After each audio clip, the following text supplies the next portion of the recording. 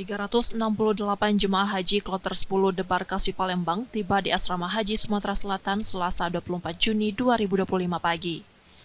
Dengan kedatangan ini tercatat sebanyak 3.679 jemaah telah kembali dari total 8.115 jemaah yang diberangkatkan ke Tanah Suci. Setibanya di asrama, seluruh jemaah menjalani pemeriksaan suhu tubuh sebelum memasuki aula. Pemeriksaan lanjutan juga dilakukan petugas dari Dinas Kesehatan dan Balai Karantina.